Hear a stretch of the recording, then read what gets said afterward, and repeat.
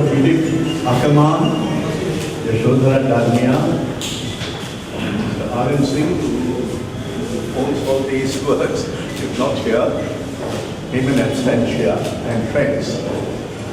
I start by quoting an extract of Rainer Maria Rilke for two reasons. One, that Raza was very fond of him, and two, he wrote in German, and we have today the ambassador of Germany. But he is here not merely because he is an ambassador, which of course he very eminently occupies, but also because he holds a doctorate in art history. That is the main reason why I decided to invite you. Now, this is what Rilke said.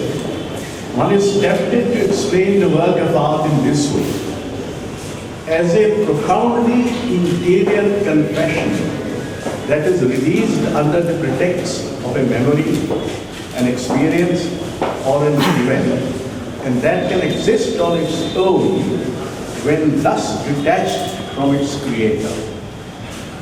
This independence of the work of art is what is called beauty. With every work of art, a new thing is added to the world. Now the four masters, Francis Newton Souza, Subramanian, Kumar, and V.S. Gaitonde, in their time created art which certainly added to the world as it appears from India. They were different. Souza has too much to say. Subramanian too had much to say. Kumar was reticent and said little. Gaitonde wanted to reach a stage when he has to say nothing. So there are these four artists. It is a coincidence that all the four of them were born in 1924. It is also a coincidence that barring K.G. Subramanian, all the other three were members of the Progressive Artists Group, which was formed in 1947. And above everything else, they represent a vibrant plurality of modernity that India adopted and discovered for itself and invented for itself in the early 40s. The Progressive Artists Group was created in 47. Souza was one of the original founders, apart from Raza and Ara, and then you know the story. Anyway, incidentally, Souza's four works were seized by a custom officials and was ordered to be destroyed. Luckily, the High Court intervened and the works have been saved and the obscenity charge has been honored. But this is what happens anyway. Exactly 70 years ago, Ackermann, who is the other culprit in the same proceedings, works were also held up on grounds of obscenity. And then again, the court intervened. It's a sad thing that it is not the society which defends its artists and its art. It has to be a legal court. That's how it is. And now before much ado, I have already said enough, Yashodhara Dalmia had curated the show, and she has also written the lead essay. So may we first ask the ambassador to release the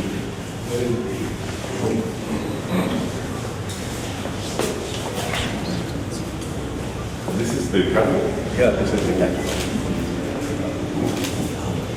Nicely wrapped.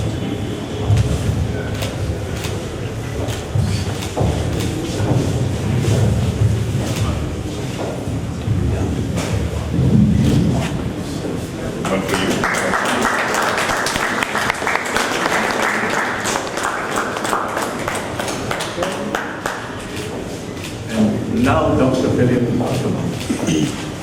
Thank you very much. It's an immense honor to speak tonight. I feel a little embarrassed because basically if you talk about these great four Indian painters, why should a German ambassador talk about them? It's rather leave it to the Indians to talk about this wonderful artist. And I must say that I'm very touched that you clapped when you heard that I did a PhD in art history. I wish my parents could witness that because they felt when I started art history that I would never earn one penny in my rest of my life. So they were very unhappy about it. So it's very nice to see that people clap when they hear it. Ahead of this exhibition, I did a little research on these four painters, and I must say it is very fascinating to see how quickly as newly independent India developed own individuality and own style and an own form of art in a very short time.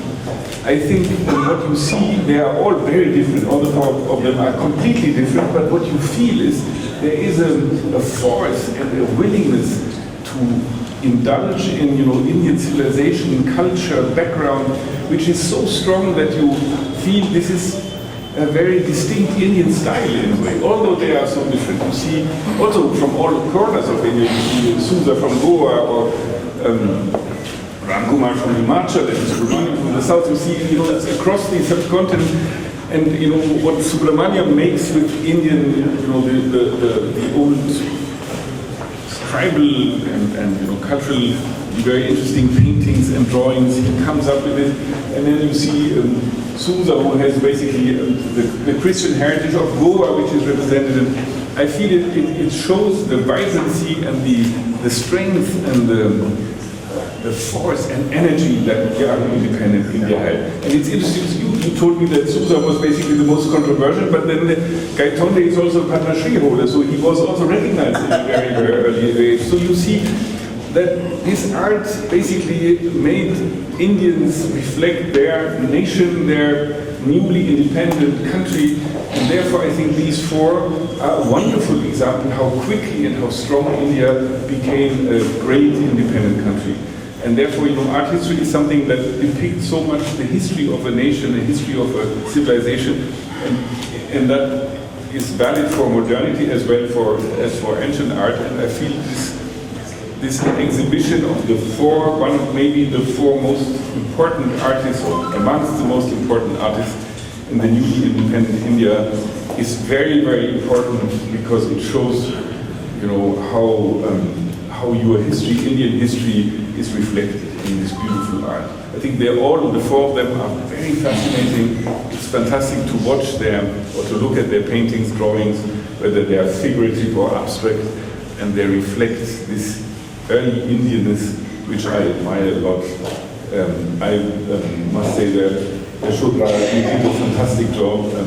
Thank you for making us discover this art of the four, and for me as a non-Indian, it's a truly discovery. Thank you very much.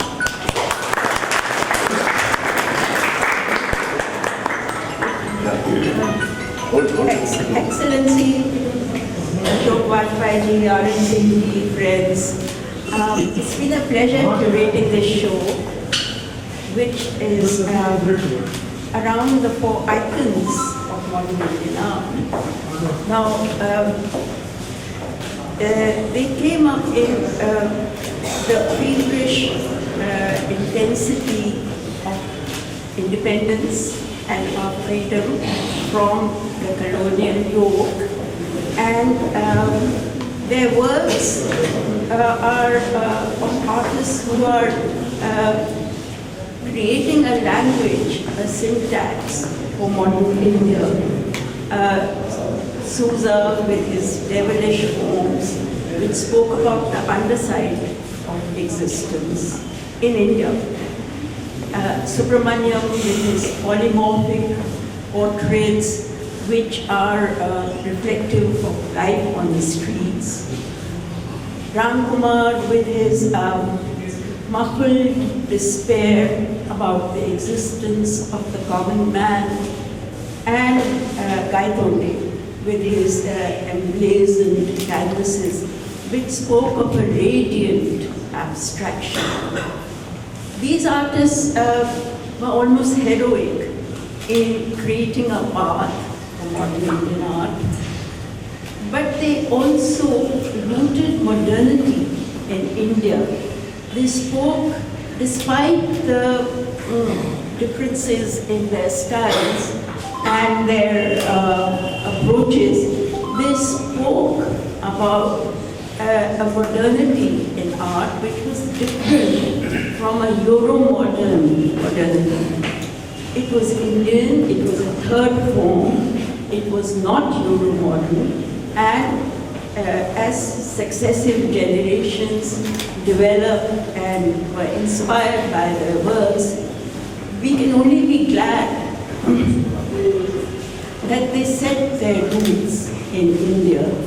And so, friends, this is a homage to them in their birth centenary year, that they existed, that they did all they did, and they created a path for successive generations. Thank you.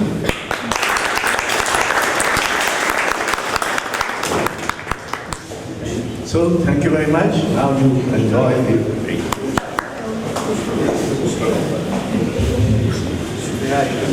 Oh, thank you very much.